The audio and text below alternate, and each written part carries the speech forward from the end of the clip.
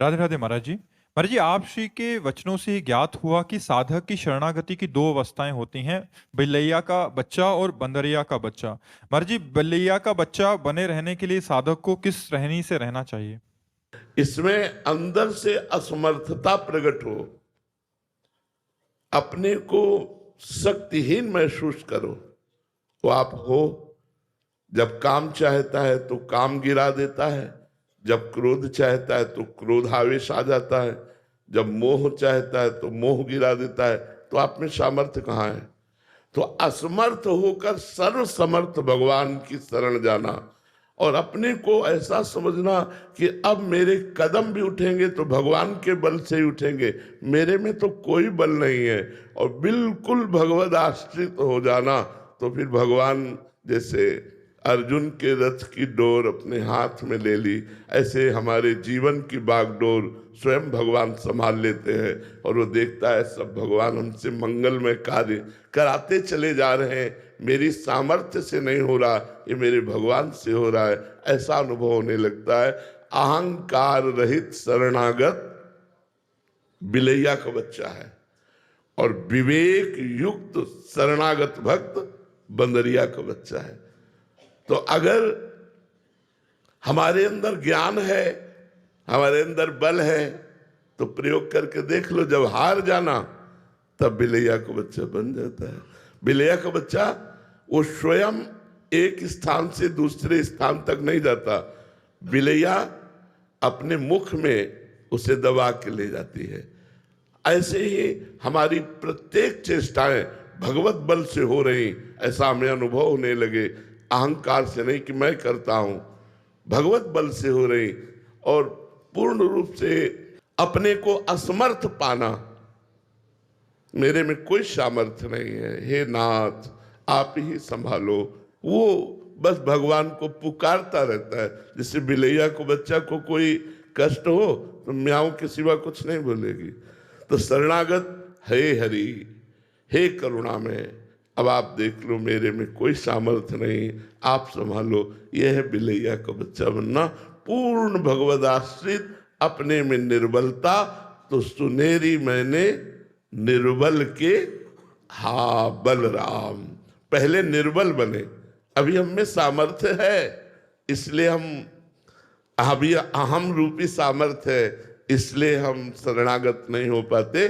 सुनेरी मैंने निर्बल के बलराम, अपबल तपबल और बाहुबल, चौथो बल है धाम, सूर किशोर कृपाते सब बल, हारे को हरिनाम। सुनेरी मैंने निर्बल के बलराम। जब हम निर्बल हो जाते हैं, मेरे में कोई सामर्थ्य नहीं, तो भगवत शरणागति से भगवत बल प्रकाशित हो जाता है। समझ पा रहे आप?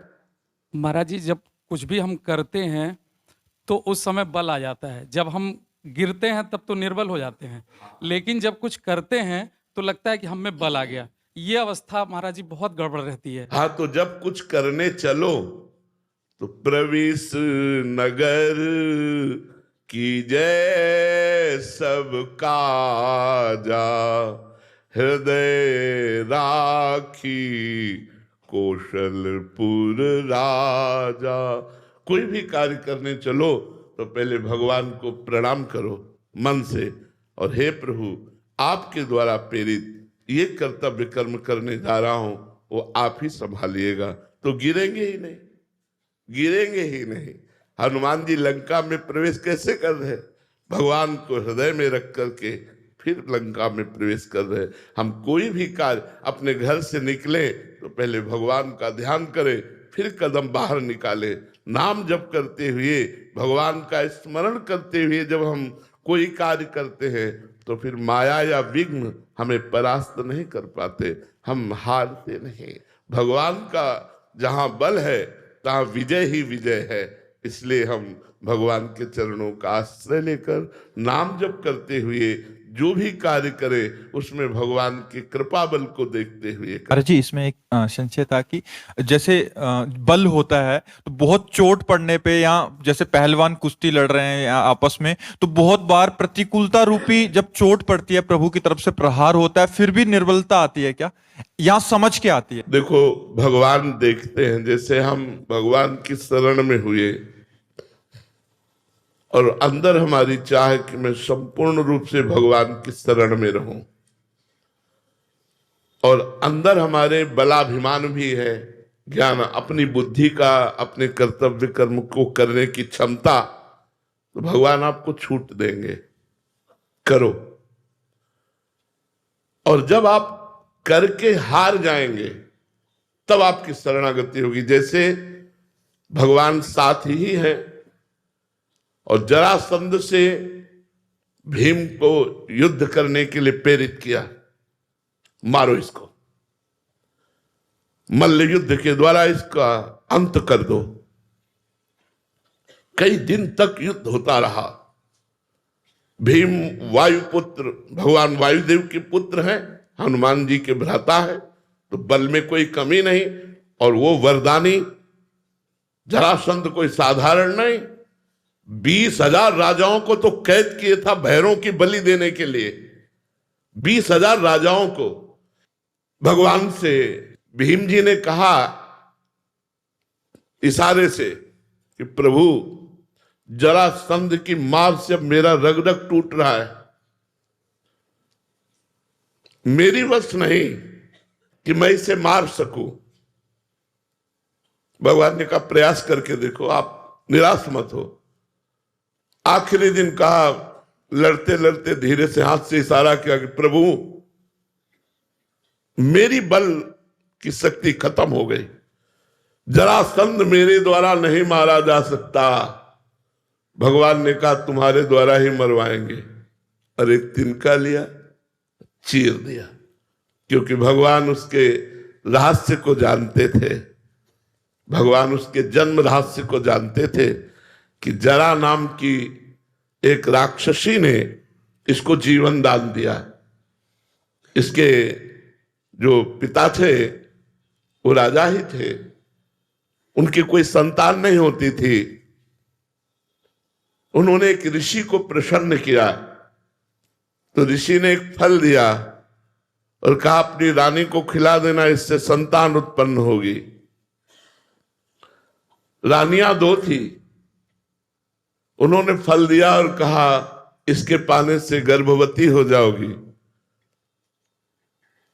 अब बुद्धि काम नहीं की, दोनों ने फल को आधा आधा काट लिया और दोनों ने पा लिया, दोनों गर्भवती हो गई, और जब दोनों के बच्चा हुआ तो आधा आधा हुआ।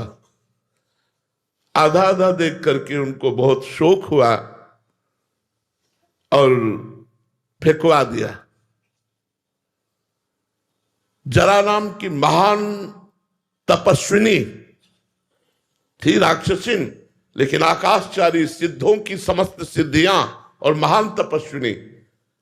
उसने देखा कि 2 बालक की इस तरह के 100, दूसरे का जियो जियो जियो। वो सिद्ध तपस्विनी जे ही ऐसे किया, दोनों जुड़ गए और बच्चा रोने लगा। उसको पता था। महाराज के पास गई और कहा ये आपकी संतान। उनका मेरी संतान तो मृत पैदा हुई थी, अलग अलग, तो उनका मैंने जोड़ दिया, मैंने जोड़ दिया। संधि माने होता है जोड़ना। तो जरा नाम की राक्षसी, उसने संधि किया, इसलिए नाम रखा गया जरासंध। तो भगवान उस रास्ते को जानते थे, भगवान ने उसको चीर दिया, एक तिनके को, और ऐसे फेंका। भीम को भगवान ने अब बल दिया, उठा के पटक दिया और तिनके की तरह चीर कर फेंक दिया। फिर भी वो जुड़ गया के भीम ने कहा प्रभु, तो प्रभु ने फिर उल्टा फेंका, तो दोनों शांत हो गए। तो जब भीम हार गए तब भगवान ने अपना बल दिया। जैसे भगवान रघुनाथ जी श्री रामचंद्र जी की शरण में जब सुग्रीव जी आए तो भगवान ने कहा जाओ ललकारो जा करके। सुग्रीव ने ललकारा।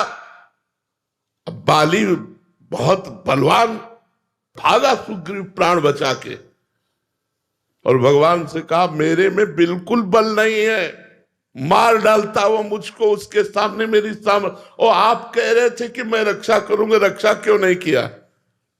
तो भगवान वास्तविक तो यही बात सुनने के लिए रक्षा नहीं किया कि मेरे में कोई सामर्थ्य नहीं, मैं हार चुका।